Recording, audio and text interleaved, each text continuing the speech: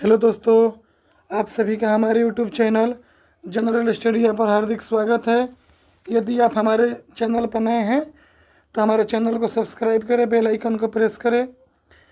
आज हम सभी क्लास 10th का इतिहास का जो चैप्टर 4 है, जिसका नाम है भारत में राष्ट्रवाद, जो कि बिहार बोर्ड का है ये। तो इसमें हम लोगों ने पिछले 18 क्वेश्चन को देख लिया है और ये इस चैप्टर का लास्ट वीडियो होगा। और इस वीडियो में हम लोग 19 नंबर क्वेश्चन से शुरू करेंगे और इस वीडियो में हम लोग पढ़ेंगे कि आखिर 1919 का भारत शासन अधिनियम क्या था, उसके बाद साइमन आयोग क्या था, उसके खिलाफ में नेहरू रिपोर्ट आया था वह क्या था, उसके बाद दांडी मार्च के बारे में पढ़ेंगे, फिर सविनय अवज्ञा आंदोलन के बारे में पढ़ेंगे और पुनः पैक्ट के बारे में पढ़ेगा और ये वीडियो समाप्त हो जाएगा। इसके बाद देखिए दोस्तों, इस वीडियो का समाप्त होने के बाद हम लोग अभी देखिए क्या क्या पढ़ रहे हैं। अभी हम सभी 9th क्लास की ज्योग्राफी NCERT का शुरू किए हैं, हिंदी और इंग्लिश दोनों लैंग्वेज में। अब इसके बाद हम लोग इतिहास को देखेंगे। 9th क्लास का जो हिस्ट्री है उसको हम लोग देखेंगे, फिर 10th क्लास का NCERT का हम लोग हिस्ट्री को कवर करेंगे।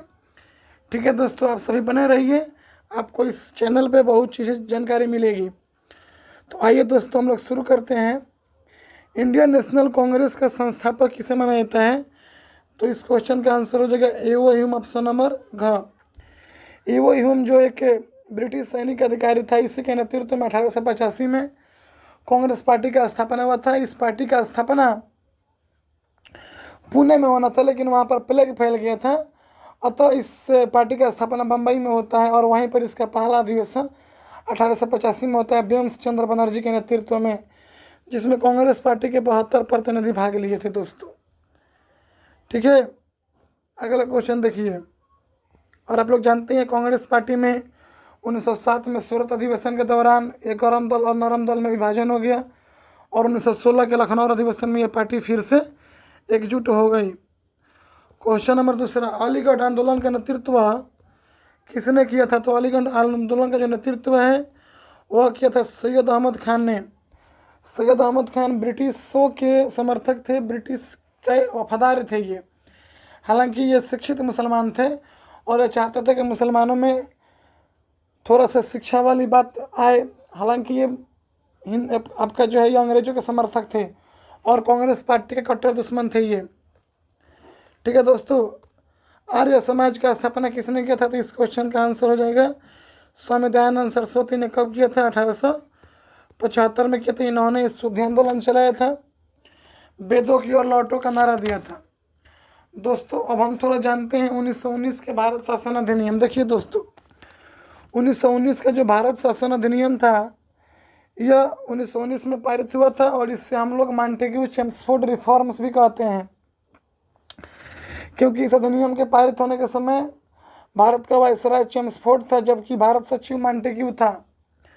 इस अधिनियम की एक खासियत थी कि इस अधिनियम की जांच 10 साल बाद होना चाहिए था, लेकिन 1919 के भारत शासन अधिनियम की जांच के लिए 1927 में ही एक ब्रिटेन में एक आयोग का स्थापना हुआ, जिसका नाम था साइमन आयोग। साइमन आयोग का स्थापना ब्रिटेन में 1927 में हुआ था और इसका आगमन 1928 में भारत में हुआ था। इसमें सातों का सातों अंग्रेज मेंबर्स थे, जिसका भारी विरोध हुआ। भारत में बिल्कुल विरोध होना लाजमी था, क्योंकि भारत के बारे में जांच करना है और भारत के लोग ही उसमें नहीं होंगे तो कैसी बात है, ये बिल्कुल गलत बात है। तो इसका भारी विरोध हुआ। इस विरोध करते समय लाला लाजपत राय के सिर पर लाठी लग गया और उनका देहांत हो गया। ठीक है दोस्तों, तो उन्हीं का बदला लेने के लिए सॉन्डर्स की हत्या भगत सिंह और शिवराम राजगुरु ने कर दिया था। दोस्तों अब साइमन कमीशन भारत आया। साइमन कमीशन को भारत के लोगों ने अस्वीकार कर दिया।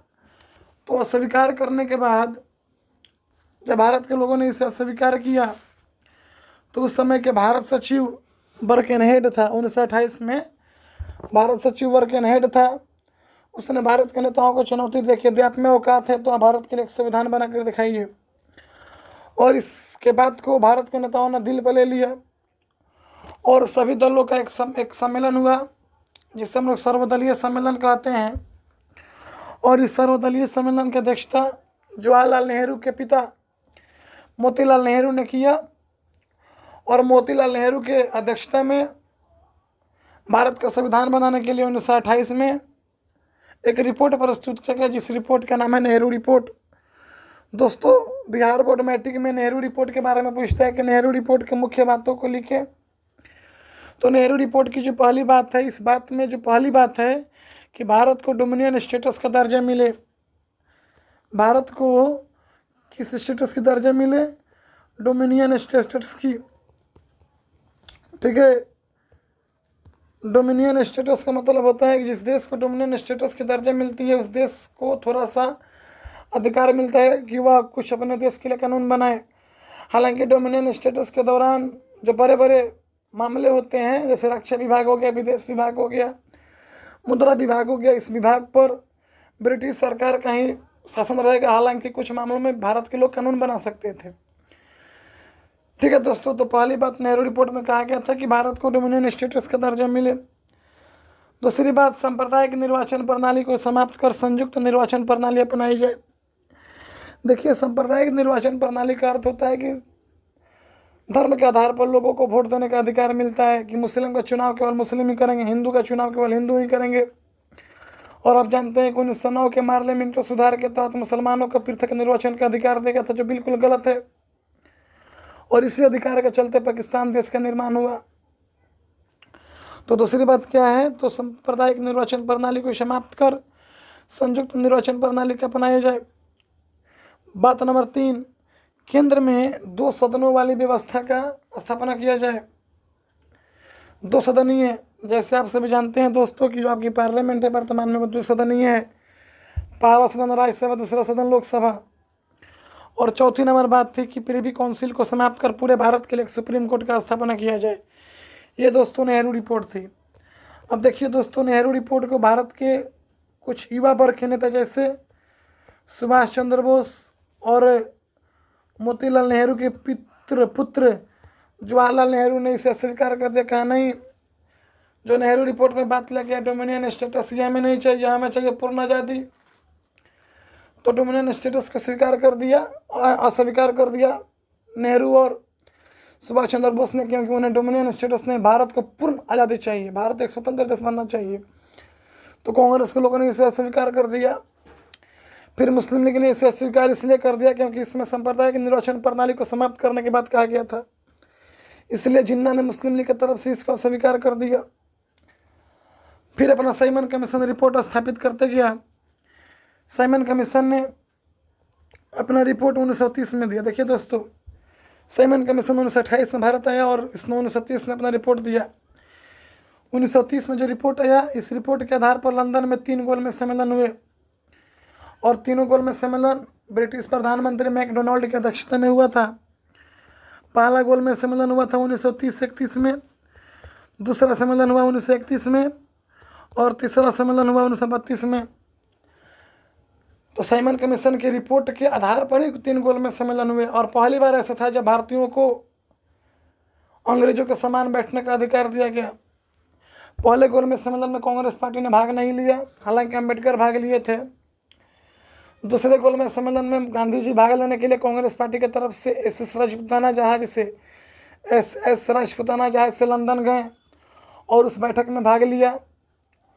उस बैठक को गांधी जी ने अस्वीकार कर दिया, उस बैठक से भागकर चले आए, क्योंकि उसमें दलितों के लिए पृथक निर्वाचन का अधिकार देने की बात कहा गया, इसलिए वहाँ से वे भाग गए। अम्बेडकर तीनों गोलमेज सम्मेलन भाग लिए थे दोस्तों। फिर इसके बाद 1932 में तीसरा गोलमेज सम्मेलन होता है।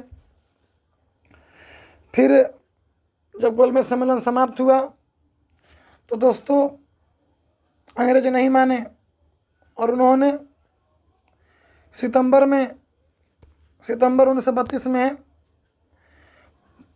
दलितों को पृथक निर्वाचन का अधिकार दिया, मतलब दलित का चुनाव केवल दलित करेंगे। ये मेरे भाई हिंदू धर्म को तोड़ने के लिए लाया गया था, ताकि हिंदुओं को दलितों से अलग किया जाए। और अंबेडकर अंग्रेजों का साथ दे रहे थे। गांधी जी ने कहा ऐसा नहीं होगा। गांधी जी जिस समय दलितों को पृथक निर्वाचन का अधिकार दिया गया, उस समय महात्मा गांधी पुणे के यरवदा सेंट्रल जेल में थे और उसी जेल में 20 सितंबर 1932 को आमरण अनशन मतलब है खाना वाना कुछ नहीं खाएंगे, आमरण अनशन शुरू किया। मात्र 4 दिन ही भूखे थे। अंबेडकर भागे भागे जेल में आए और कहा गांधी जी ठीक है, आप जो कहिएगा वही होगा। महात्मा गांधी ने कहा अंबेडकर हम दलितों के लिए बहुत कुछ किए हैं और दलित के लिए भी करना चाहते हैं। देखो अंग्रेज तोड़ना चाहते हैं भारत के लोगों को, तो हम तुमको पृथक निर्वाचन का अधिकार तो नहीं देंगे, लेकिन दलितों का सम्मान मिलना चाहिए। और महात्मा गांधी ने कहा, अब देखिए पूना पैक्ट कब हुआ, तो पूना पैक्ट 1932 में हुआ और गांधी जी की तरफ से मदन मोहन मालवीय ने इस पर साइन किया और अंबेडकर ने अपने तरफ से साइन किया। पूना पैक्ट की 2 बातें थी। पहली बातें थी कि जो प्रांतीय विधानमंडल है, जो राज्य की विधानमंडल है, तो राज्य के विधानमंडल में पहले दलितों को 71 सीट पर आरक्षण था, उससे बढ़ाकर महात्मा गांधी ने 148 कर दिया, कहीं कहीं 147 देता है। तो महात्मा गांधी ने कहा आपको पहले 71 सीट मिला है दलितों को, अब हम 148 कर रहे हैं। और महात्मा गांधी ने 71 से बढ़ाकर के 147 सीट पर दलितों को निर्वाचन का अधिकार दे दिया, पृथक निर्वाचन का अधिकार दिया। बात नंबर 2, जो उस समय का केंद्रीय विधानमंडल था, केंद्रीय विधानमंडल के कुल सीटों के 18% सीट पर आरक्षण दे दिया गया दलितों का, मतलब 18% सीट ऐसा रहेगा जिस पर केवल दलित समाज के लोग चुनाव लड़ेंगे। अंबेडकर खुश हुए। महात्मा गांधी ने इस तरह चालाकी से हिंदू धर्म को तोड़ने नहीं दिया और दलितों को भी खुश कर दिया। तो ये है महात्मा गांधी।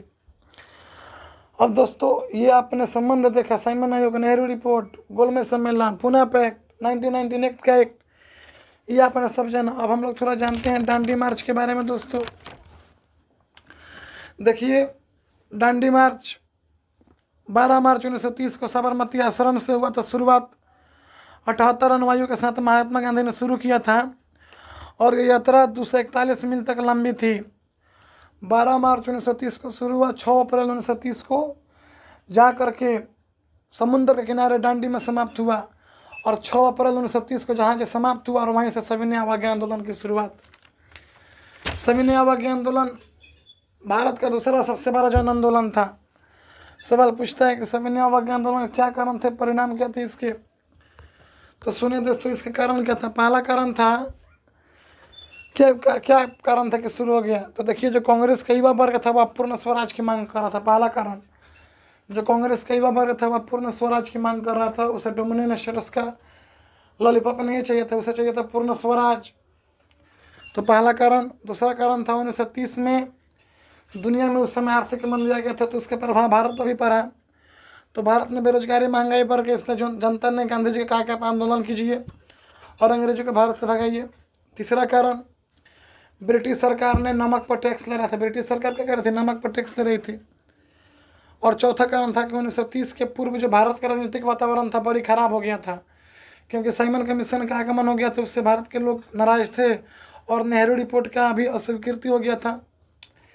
तो ये मेरे भाई ये कारण थे जिसके कारण गांधी जी ने सविनय अवज्ञा आंदोलन की शुरुआत 1930 में किया। सविनय अवज्ञा आंदोलन 2 बार शुरू हुआ था, 1930 में शुरू हुआ था और 1931 में 5 मार्च, देखिए दोस्तों 1930 में सविनय अवज्ञा आंदोलन शुरू हुआ और 5 मार्च 1930 के गांधी इरविन समझौता के तहत ये सम्मेलन जो था वह क्या हो गया, रद्द किया गया। और फिर 1932 में महात्मा गांधी जब लंदन से आते तो शुरू करते हैं सविनय अवज्ञा आंदोलन। सविनय अवज्ञा आंदोलन क्या परिणाम थे, पहला परिणाम यह था कि इसी आंदोलन के कारण 1935 का भारत शासन अधिनियम पारित हुआ। दूसरा परिणाम क्या हुआ, ये पहला बड़ा जन आंदोलन था जिसमें महिलाओं ने घर से निकलकर खुलकर इस आंदोलन में भाग लिया। तीसरा परिणाम क्या था, जन आंदोलन का विस्तार हुआ, इसमें सभी वर्ग के लोगों ने भाग लिए, मजदूर, किसान, पूंजीपति, सब लोग। चौथा परिणाम हुआ कि सरकार पहली बार कांग्रेस से समझौता की, वही समझौता जो 5 मार्च 1931 को हुआ था दिल्ली में वायसराय इरविन के साथ, जिसे हम लोग गांधी इरविन पैक्ट कहते हैं। तो ये मेरे भाई तेरा सविनय अवज्ञा आंदोलन था। तो दोस्तों आप लोग थोड़ा बने रहिए और गांधी जी के देखा देखी तमिलनाडु में भी डांडी मार्च की शुरुआत श्री राजगोपालाचारी ने किया। राजगोपालाचारी ने तमिलनाडु के तिरुचिनापल्ली से लेकर वेदारण्यम तक नमक यात्रा की। फिर सरोजनी नायडू ने भी गुजरात के धरासना में नमक सत्याग्रह चलाया। गांधी जी के देखा देखी के केलप्पन ने केरल में भी कालीकट से पेथानूर तक नमक यात्रा की।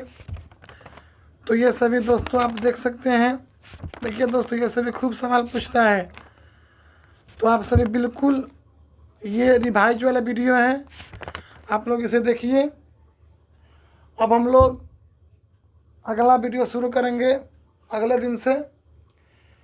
देखते हैं क्लास 10th का NCERT का आएगा, और उस 10th में भी पहला नाम है NCERT का नेशनलिज्म इन इंडिया, और वह वीडियो दोनों भाषा में होगा, इंग्लिश और हिंदी दोनों भाषा में होगा।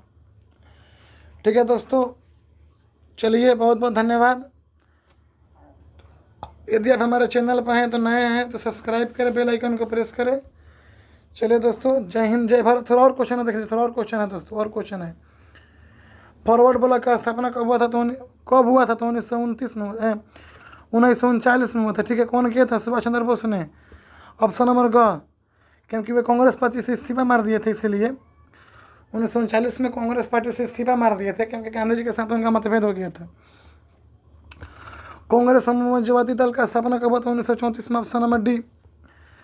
तो दोस्तों यहीं तक हम लोग का है। और देखिए आपका चैनल है जनरल स्टडी चैनल, इस चैनल को आप सभी सब्सक्राइब करें, बेल आइकन को प्रेस करें। चलिए दोस्तों, आप सभी का बहुत बहुत धन्यवाद।